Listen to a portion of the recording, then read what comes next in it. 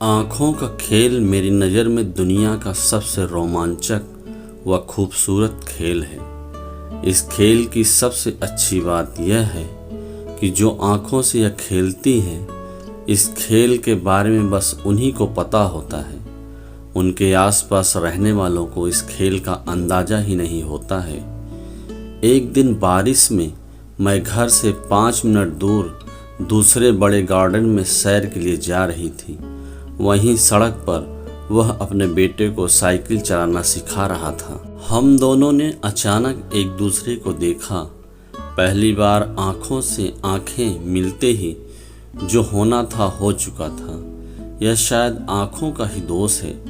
किसी की आंखों से किसी की आंखें मिल जाएं तो फिर उसका कोई इलाज नहीं रहता। शायद इसी का नाम आंखों का खेल है। जब हम दोनों ने एक दूसरे को देखा तो कुछ हुआ।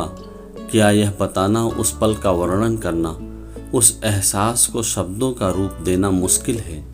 इतना याद रहा कि उस पूरा दिन मैं चहकती रही। अगले दिन भी मैं सैर के लिए फिर बाहर गई। वह फिर उसी जगह अपने बेटे को साइकिल चलाना सिखा रहा था।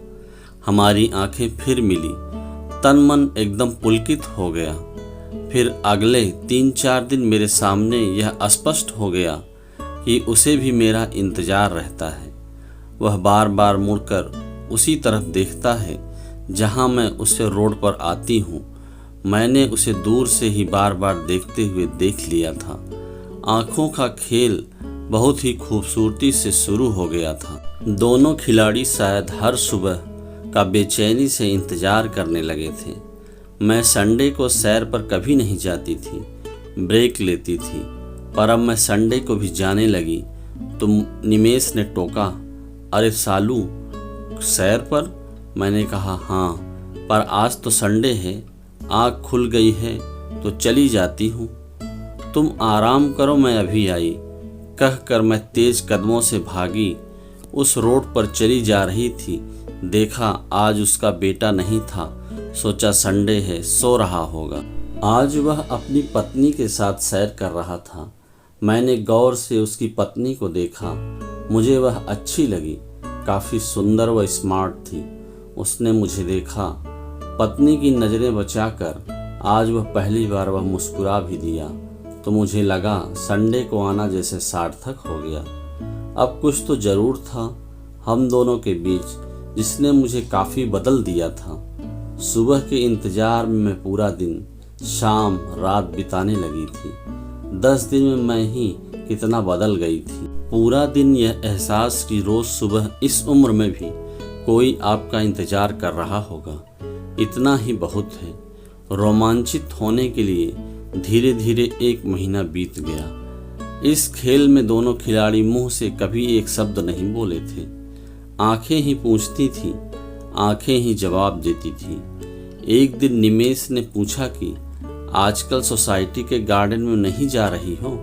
नहीं, फिसलने का डर रहता है। पर तुम्हें तो सैर के समय बाहर का शोर अच्छा नहीं लगता। पर अब ठीक लग रहा है।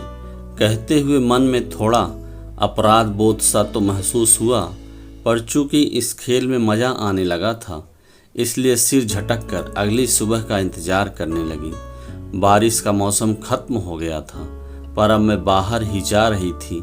अक्टूबर शुरू हो गया था। आँखों का खेल अब और रोमांचक हो चुका था।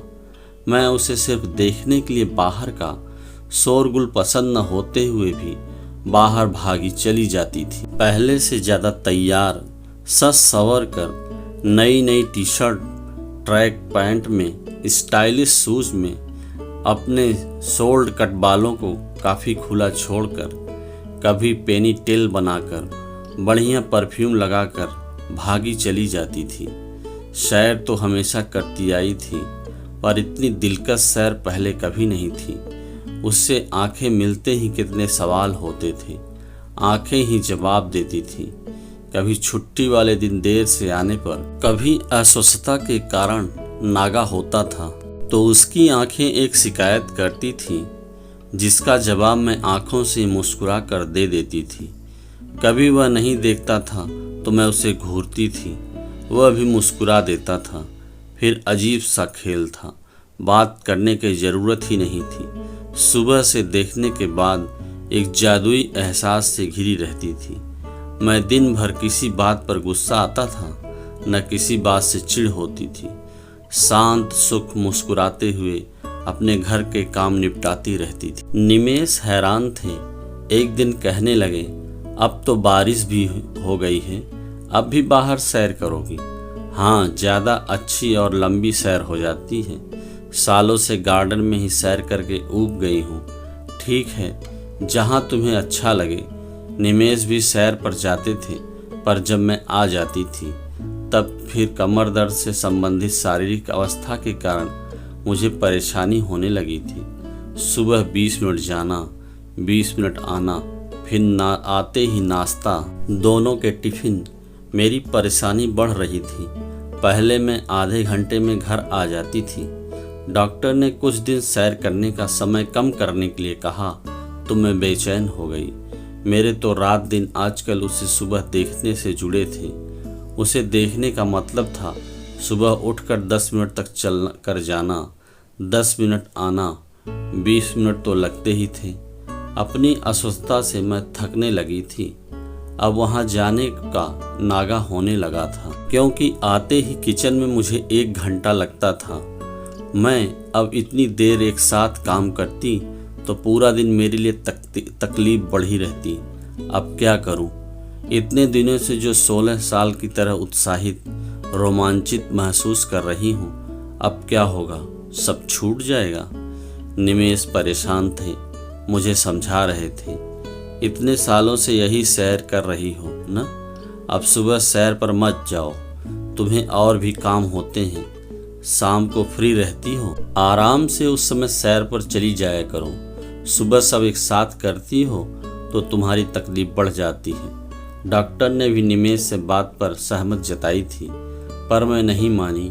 एक अजीब सी मनोदशा थी मेरी। शारीरिक रूप से आराम की ज़रूरत थी, पर दिल को आराम उसे देखने से ही मिलता था। मैं उसे देखने के लिए बाहर जाती रही, पर अब नागे बहुत होते थे। उसका बेटा अब तक साइकिल सीख चुका था। अब वह अकेला ही वहाँ दिखता था। आँखों का खेल जारी था। अपनी हेल्थ की चिंता न करते हुए मैं बाहर ही जाती रही। 1 फरवरी की सुबह पहली बार उसने मेरे पास से गुजरते हुए हैप्पी न्यू ईयर बोला। मैंने भी अपने कदम धीरे करते हुए thank you, same to you कहा। इतने दिनों के खेल में शब्दों ने पहली बार भाग लिया था। मन मयूर पलकित प्रफुल्लित होकर नाच उठा। अब मेरी तबीयत खराब भी रहती है। दोनों के जाने के बाद दर्द से बेहाल होकर घंटों बेड पर लेटी रहती।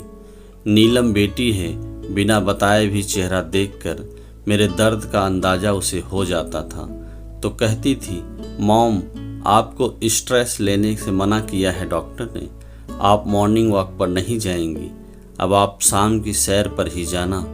पर मैं नहीं मानी, क्योंकि मैं तो दुनिया के सबसे दिलकश खेल की खिलाड़ी थी।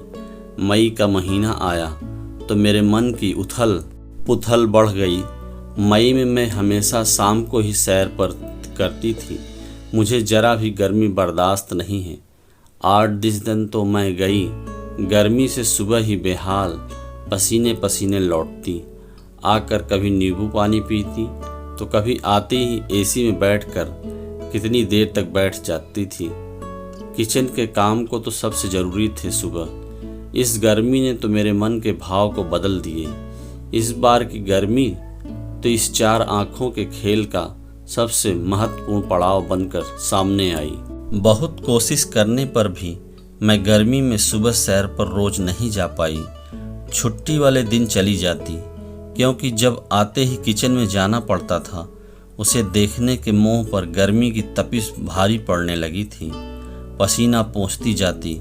उसे देखकर जब वापस आती तब यह सोचती कि नहीं, अब नहीं जाऊंगी, बहुत गर्मी है। मैं कोई 16 साल की थोड़ी हूँ कि अपने किसी आशिक को देखने के सुबह सुबह भागी जाऊं। अरे मैं एक मैच्योर औरत हूँ, पति है, बेटी है, और इतने महीनों से हासिल क्या हुआ? न मुझे उससे कोई अफेयर चलाना है, न मतलब रखना है किसी तरह का। जो हुआ बस हो गया, इसका कोई महत्व थोड़े ही है। जैसे जैसे गर्मी बढ़ रही थी, मेरी अक्ल ठिकाने आ रही थी। सारा उत्साह, रोमांच हवा हो रहा था। गर्मी, कमर दर्द और सुबह के कामों ने मिलकर मुझे इस खेल में धराशायी कर दिया था। दिल तो अब भी वही उसी पार के रोड पर जाने के लिए उकसाता था, पर दिमाग अब दिल पर हावी होने लगा था। मन में कहीं कुछ टूटा तो था, पर खुद को समझा लिया था कि ठीक है, लाइफ है, होता है ऐसा कभी कभी। यह उम्र, यह समय, ये जिम्मेदारियां शायद इस खेल के लिए नहीं हैं। आँखों के इस खेल में मैंने अभी हार स्वीकार ली थी और पहले की तरह अपनी सोसाइटी के गार्डन में ही शाम की सैर पर जाना शुरू कर दिया था।